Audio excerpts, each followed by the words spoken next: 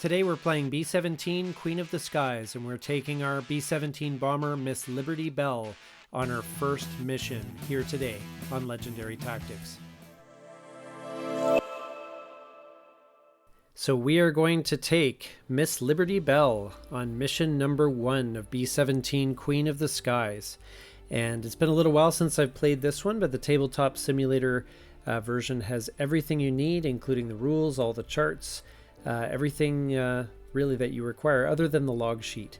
So we're going to first pick our target, and we're going to roll for this, and we get a 1, which is Saint Omer. So that's just a quick hop over the English Channel. You know, what could go wrong? Let's see where we end up in the formation. And we end up right smack dab in the middle. So no issues there. We're going to check the zone information. So Saint Omer has a 0.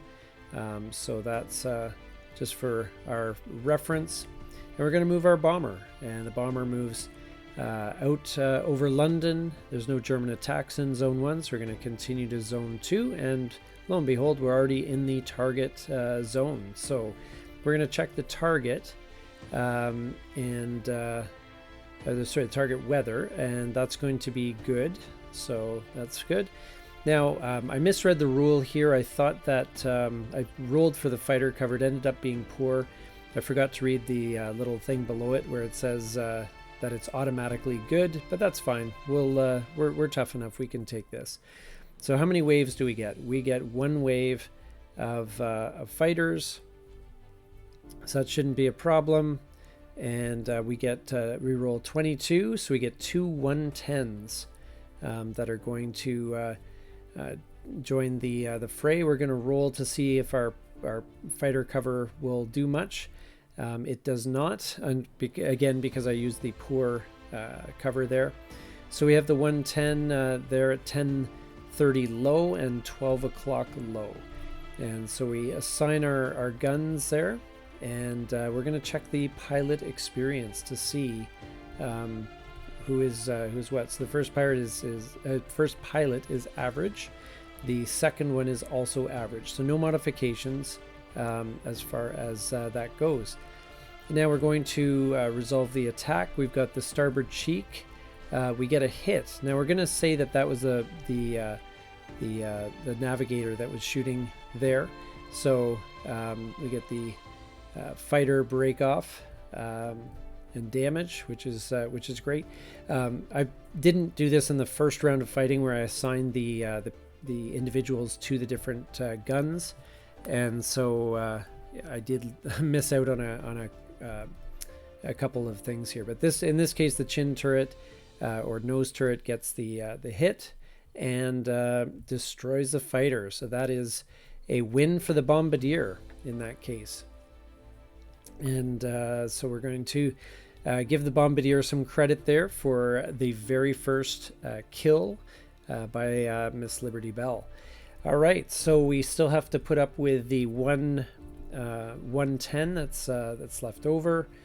That fighter gets a roll coming in at 10:30 low, needed a 6 and just barely missed.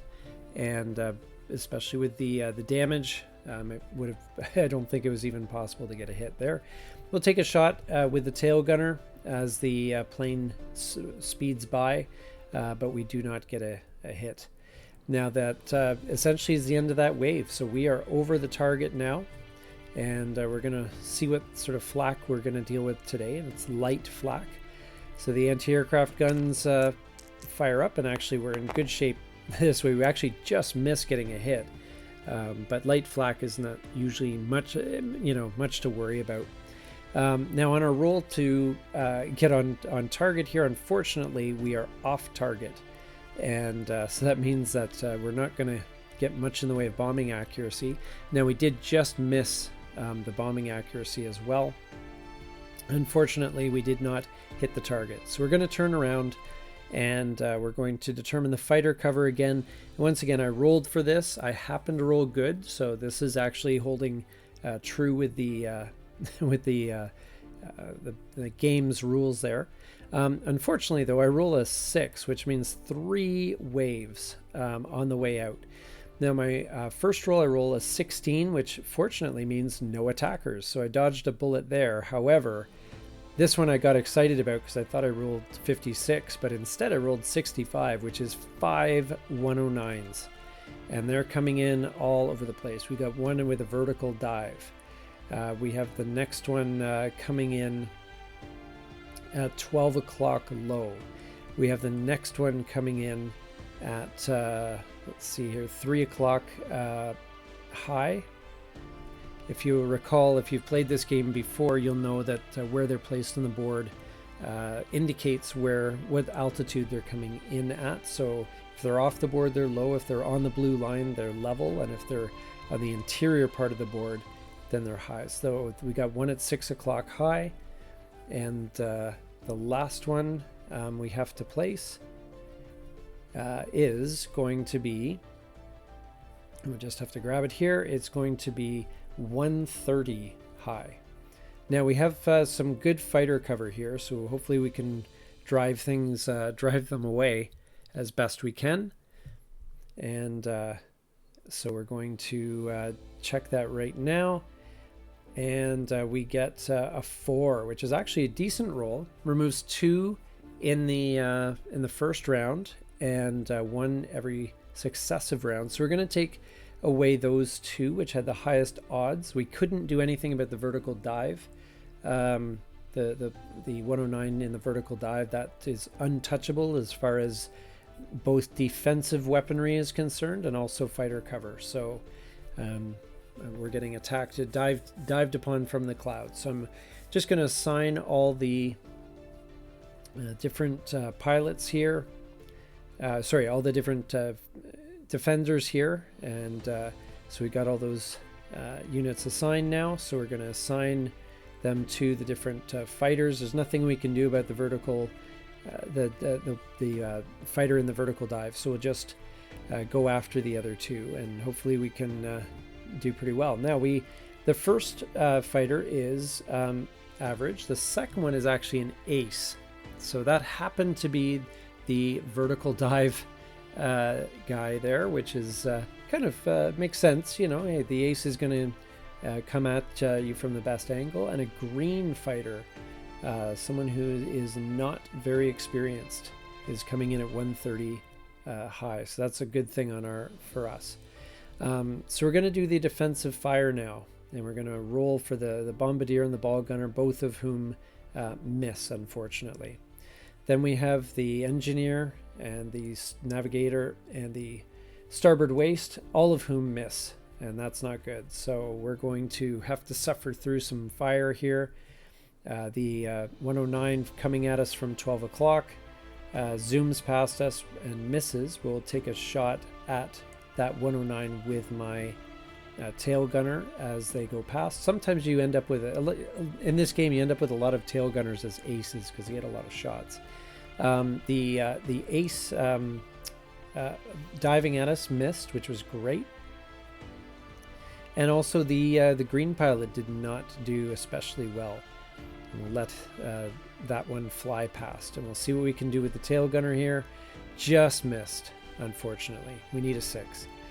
And so we're going to look at their successive attacks now. So where do they come in? And so we've got one coming in at 12 o'clock level. All right, next one up is going to be at 12 o'clock high. So they're kind of stacking themselves here. Now I can tell you that the fighter cover is going to take that ace away, so we're not going to worry about that one anymore. And the green pilot comes in at 3 o'clock level, which is would normally be a kind of a dangerous spot, a dangerous angle, but being a green pilot, a little less likely. So we use the fighter cover to remove the ace pilot, and then we're going to go for the defensive fire. And we really we have those 2 and 2. We've got some good chances here. The bombardier and the navigator going after the ME-109 from the front, and the bombardier scores another hit, and it's an FCA. So the fighter's damaged, continues the attack, but is working with some against some resistance there. And we get 2 hits on the green fighter, which is great. So the first one is FBOA. So the fighter takes some big damage and will be gone after this run. And another FCA. So there's a lot of modifiers working against it here. So we're in good shape as far as that goes. Now the German fighter attacks. The green pilot, I think, coming in from the side has literally no chance, or very little chance, of getting a hit. The average pilot in the front misses, and the green pilot misses. And that's the last we see of that green pilot. And the tail gunner is going to take another shot here. See if we can get lucky and end this wave early. And just miss again. So close. And so we move on to the next wave. Now, of course, we know with the fighter cover that we have, doesn't really matter because this fighter is going to be removed by the fighters. So even though he comes in at 6 o'clock, potentially dangerous, the fighters will take him out of the running, and we're good to move on to the third wave.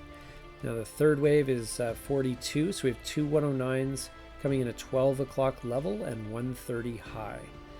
And again, not terrifically bad angles. We're going to see what the fighter cover does. Unfortunately, we've got the worst possible roll. We're going to remove the one fighter. Again, I chose that one because I can bring more guns to bear on 130 high than I can on 12 o'clock. So we'll set up the 3 rolls here, and we'll check the experience. Turns out just missed an ace roll, but all is well. It's just an average fighter. And the bombardier again, working the starboard cheek gun and gets a fighter destroyed. And that's pretty impressive shooting right there. And so we're going to celebrate the bombardier for a second, and then we're going to move on. Now the fighters are all sorted out, so we will go back to the next zone of movement. We roll into London, no German attacks in zone 1, and now we have to worry about landing. So we're going to check for the weather over the base, and we'll give that one a roll. As you can see, this game has a lot of die rolls if you're not familiar with it, but it is really fun. The weather is good, and we come in for the landing. It's basically, this is a done deal.